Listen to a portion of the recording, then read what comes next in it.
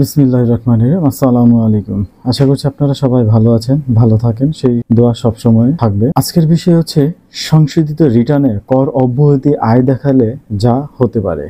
অর্থ অধ্যাদেশ 2025 অনুযায়ী আপনি কি সংশোধনী রিটার্ন দাখিল করেছেন? তাহলে জেনে নিন একটি ভুল আপনার আয়কে করযোগ্য করে তুলতে পারে। আয়কর আইন 2023 অনুযায়ী কোনো করদাতা যদি সংশোধিত রিটার্ন এমন একটি আয় দেখান যা কর অব্যাহতিপ্রাপ্ত বা হ্রাসকৃত কর হারে পড়ে এবং মূল রিটার্নে তা উল্লেখ করেনি, তাহলে এই অতিরিক্ত আয়ের সমপরিমাণ অর্থ অন্যান্য উৎস হইতে আয় হিসেবে গণ্য করা হবে। যেমন আপনি মূল রিটার্নে কৃষি আয় দেখাননি, কিন্তু সংশোধিত রিটার্নে দেখালেন 5 লাখ টাকা, তাহলে 5 লাখ টাকা আপনার অন্যান্য উৎস আয় হিসেবে গণ্য হবে এবং পুরো টাকার উপর কর বসবে। তবে ব্যতিক্রম রয়েছে ষষ্ঠ তফসিল অংশ 1 এর দফা 4 সরকার বা স্থানীয় কর্তৃপক্ষ কর্তৃক প্রাপ্ত অনুদান এবং যে কোনো প্রকারের কর, খাজনা ও শুল্ক। দফা 5 সরকারি আনুতোষিক তহবিল হইতে করদাতা কর্তৃক আনুতোষিক হিসেবে গৃহীত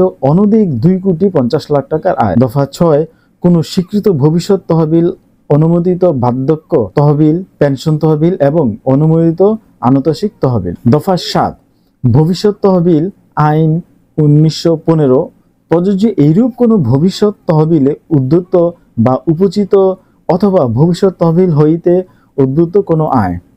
দফা 8 অবসর গ্রহণের সময় প্রাপ্ত অর্থ। দফা 17 বিদেশে উপার্জিত অর্থ প্রাপ্ত যাহা রেমিটেন্স হিসেবে বাংলাদেশে আনয়ন করা হয়।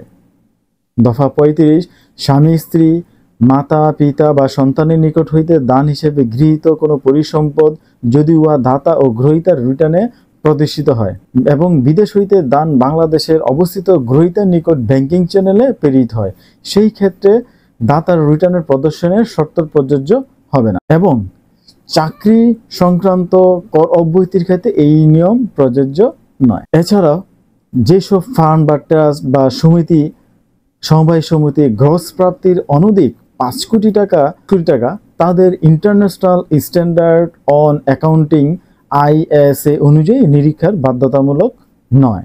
অর্থাৎ 5 কোটি টাকার উপরে হলেই IS অনুযায়ী নিরীক্ষা করতে হবে, 5 কোটি টাকার নিচে হলে IS অনুযায়ী নিরীক্ষা করার প্রয়োজন হবে না। সঠিকভাবে রিটার্ন দাখিল করুন, কর ফাঁকির ঝুঁকি এড়িয়ে চলুন, নিজে সচেতন হন, দেশকে সহায়তা করুন। আয়কর নিয়ে নিয়মিত ভিডিও দেখতে সাবস্ক্রাইব করুন আমাদের ট্রিপল কে ল হাউস চ্যানেলটি।